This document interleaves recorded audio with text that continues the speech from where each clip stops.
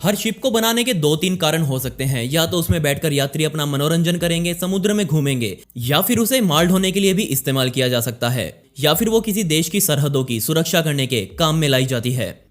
लेकिन क्या आपको पता है कि इस दुनिया में ऐसे जहाज भी मौजूद हैं जिन पर आज ना कोई सैनिक है, ना कोई यात्री है और ना ही कोई माल है, लेकिन आज भी वो इस दुनिया के पानी में घूम रहे हैं और ऐसे जहाजों को हम भूतिया जहाज कहते हैं।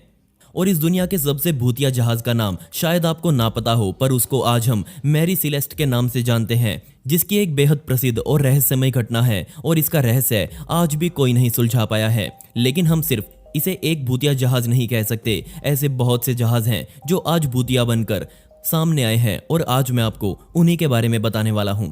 दोस्तों, अगर आपको ये वीडियो थोड़ी सी भी अच्छी लगे तो इस वीडियो को लाइक जरूर कीजिएगा। मैरी सिलेस्ट के जैसा एक और उदाहरण आज भी लिया जाता है, जिसे हम कैरोल ए डेरिंग के नाम से जानते हैं, जिसे जनवरी 1921 में समुद्र के बीच लावारिस पाया गया था। कमाल की बात यह थी कि इससे सिर्फ 2 साल पहले ही इस जहाज को पहली बार पानी में उतारा गया था। कुछ लोग आज भी मानते हैं कि इस जहाज का ये हाल करने के पीछे बदनाम बरमूडा ट्रायंगल का हाथ हो सकता है, या फिर मुझे लगता है कि इसके ऐसे हाल के पीछे जरूर समुद्री लुटेरे हो सकते हैं। इस जहाज को सबसे पहले नॉर्थ कैरोलिना के तट के पास लावारिस हालातों में देखा गया। उस समय मौसम खराब था, जिस वजह से उस समय तो इसे बचाने के लिए रेस्क्यू ऑपरेशन नहीं किया गया। लेकिन 4 दिन बाद इस काम को भी अंजाम दे दिया गया और जब टीम वहां पहुंची तो उनको उम्मीद थी कि इस जहाज में कुछ लोग मरे हुए जरूर मिलेंगे, या फिर हो सकता है कि कुछ जिंदा भी मिले। लेकिन आप शायद विश्वास ना करें, पर इस जहाज में इंसानों का कोई नाम और निशान मौजूद नहीं था। ऐसा लग रहा था जैसे इस जहाज को बहुत सोच समझकर बिना किसी सबूत के साथ लावारिस छोड़ा गया था। हर तरह की दिशा बताने वाले यंत्र बंद किए जा चुके थे, जिसके बाद अमेरिकी सरकार द्वारा एक जांच बैठाई गई, लेकिन किसी को भी इसमें सवार लोगों का कोई सुराग आज तक नहीं पता लग पाया। 1922 में इस केस को भी बंद कर दिया गया और ये जहाज आज भी किसी निर्णय तक नहीं पहुंच पाया है। जिस साल कैरोल ए डेरिंग इंसानों को वापस मिला था, उसी साल डेनिश की एक कंपनी ने कोबन हेवन नामक इस जहाज को पानी में पहली बार उतारा। ये एक कमाल का जहाज था जो कि अपने समय में शाहीपन की निशानी हुआ करता था। पहले तो इस जहाज को डेनिश नेवी द्वारा ट्रेनिंग के लिए इस्तेमाल किया गया और पूरे 7 सालों तक ये जहाज ऐसे ही इस्तेमाल होता रहा। और दिसंबर 1928 में इस जहाज को अर्जेंटीना से ऑस्ट्रेलिया की यात्रा पर निकलना था। लेकिन इसी यात्रा के बीच में इस जहाज के साथ क्या हुआ ये कोई नहीं जानता। लेकिन इसके बाद ये जहाज फिर कभी नहीं देखा गया। हमने कई बार देखा है कि जहाज ऐसे गुम हो जाते हैं, लेकिन ये 430 फुट लंबा और 20 मंजिला ऊंचा जहाज एक बहुत बड़ी चीज थी ऐसे गुम होने के लिए। हम किसी पर भी इसे गायब करने का इल्जाम नहीं लगा सकते, खासकर समुद्र पर तो बिल्कुल भी नहीं, क्योंकि उस यात्रा के दौरान मौसम एकदम साफ, समुद्र एकदम शांत था। इसके अलावा इस जहाज में बेहद शक्तिशाली इंजन लगा हुआ था जो किसी भी खराब मौसम से निपटने को तैयार था।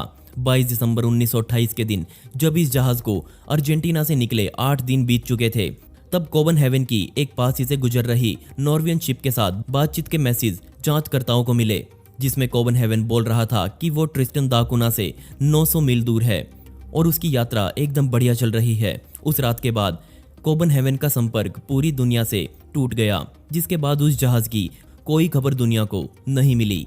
अगले 2-3 सालों तक वहां से गुजरने वाले लोगों ने कहा कि उन्होंने कोबन हेवन को तैरते हुए देखा है, और कुछ लोगों ने कहा कि उन्होंने कोबन हेवन का मलबा समुद्र में पड़ा हुआ देखा है। लेकिन किसी की भी ये बात आज तक सच साबित नहीं हो पाई, क्योंकि उनके पास इस बात के कोई सबूत नहीं थे। क्या आप बता सकते हैं कि वो जहाज और उस पर मौजूद सभी लोगों के साथ क्या हुआ होगा? अक्टूबर 2014 में ATL-2 जहाज टटकोयाक तक जाने के लिए पूरी तरह से तैयार था, लेकिन जल्दी ही लोगों को यह एहसास हो गया कि यह जहाज अपनी मनमर्जी से चल रहा है। असल में इस जहाज को टो करके, या मैं कहूं खींचकर, टटकोयाक तक लेकर जाना था, लेकिन तभी मोटी मोटी चेन और रस्सियां एक ही झटके में टूट गई। ऐसा पहले कभी किसी जहाज के साथ नहीं हुआ था। अब जहाज पूरी तरह से अकेला था और उस पर ना कोई कर्मचारी मौजूद था जो उसे संभाल सके। और आप शायद विश्वास न करें, पर इस जहाज ने अलास्का के तट से होते हुए 1500 मील की दूरी अकेले ही तय करी और वो अब चुचकी समुद्र में जा पहुंचा।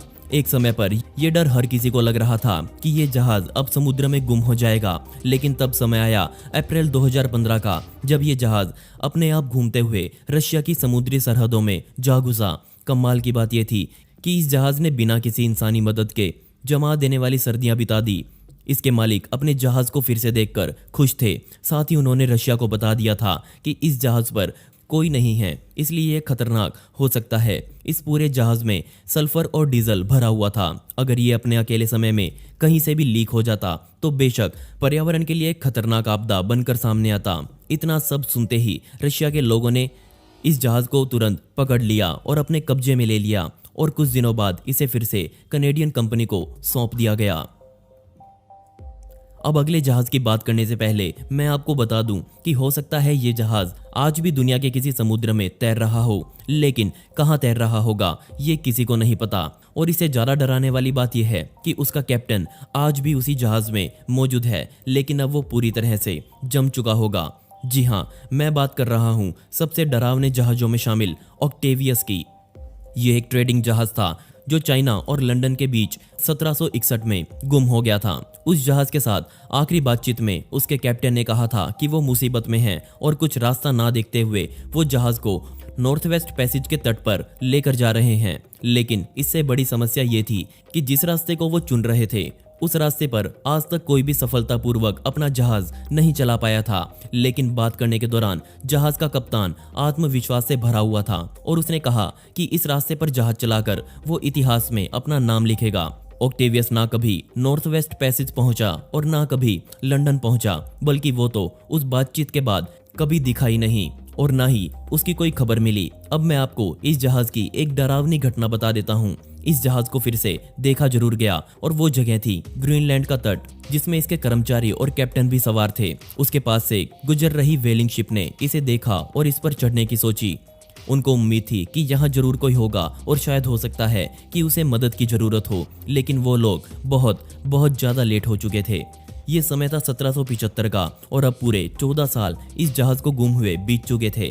सभी कर्मचारियों की बॉडी पूरी तरह से बर्फ में जम चुकी थी और वो सभी अपने अपने कमरों में मौजूद थे। इसके अलावा इस जहाज का कैप्टन, जो कि अपनी टेबल पर बैठा था, वो भी पूरी तरह से जमा हुआ था। उसके हाथ में पेन मौजूद था और उसके सामने एक किताब खुली हुई थी। जो लोग अब बचाने के लिए उस जहाज पर चढ़े थे वो इतना डर गए थे कि उल्टे पैर जहाज से उतरकर भागने लगे। उनको लग रहा था कि वो किसी श्रापित जहाज पर चढ़ गए हैं। उन्होंने उस कैप्टन की किताब उठाई और वहां से निकल गए। अब सोचने वाली बात यह है कि कैसे इस जहाज ने 14 सालों तक समुद्री लहरों को सहा होगा और उसके बाद फिर से वो जहाज अपनी अनंत यात्रा पर अपने क्रू को साथ लेकर निकल पड़ा, जिसके बाद उसे फिर कभी नहीं देखा गया। एक अच्छे से बनाया गया जहाज समुद्री लहरों को सालों तक झेल सकता है, लेकिन कोई भी जहाज हमेशा के लिए नहीं टिक सकता। और ऐसा ही एक जहाज 1976 में लॉन्च हुआ जिसका नाम था MV एल्टा। इसे मुख्य तौर पर सामान ढोने के लिए बनाया गया था, लेकिन मजबूरी में आकर इस जहाज को बीच समुद्र में ही लावारिस छोड़ना पड़ा, क्योंकि जब यह ग्रीस से हेटी जा रहा था तब एकदम से पूरे जहाज में बिजली ठप पड़ गई और एक झटके में ही ये जहाज डेड हो गया। ये बात है सितंबर 2018 की। इस जहाज पर मौजूद कर्मचारियों को मजबूरी में 20 दिन इस जहाज पर ही काटने पड़े, लेकिन फिर उन्हें ढूंढा गया और बचा लिया गया। इस जहाज को बचाना लगभग नामुमकिन था, जिस वजह से इसे ऐसे ही लावारिस छोड़ना पड़ा। अब कहानी यहीं खत्म नहीं होती। अब आप सभी को पता है कि कोई भी जहाज चलाने के लिए उसमें कर्मचारी होते हैं जो उसे दिशा निर्देश देते रहते हैं, लेकिन इसमें ऐसा कोई कर्मचारी ना होते हुए भी उसने अपनी दिशा बदली और यूरोप की तरफ बढ़ने लगा। और फाइनली ये जहाज फरवरी 2020 में काउंटी कॉर्क के तट पर आकर लावारिस बन गया। इस जहाज ने कई देशों की सीमाओं में प्रवेश किया, लेकिन किसी ने भी इस पर ध्यान नहीं दिया। इतना सब झेलने के बाद भी इस जहाज पर किसी तरह के कोई चोट के निशान नहीं थे और आज भी ये जहाज आयरिश तट पर खड़ा हुआ है और हम बस उम्मीद कर सकते हैं कि जल्दी ही इसे फिर से ठीक किया जाएगा।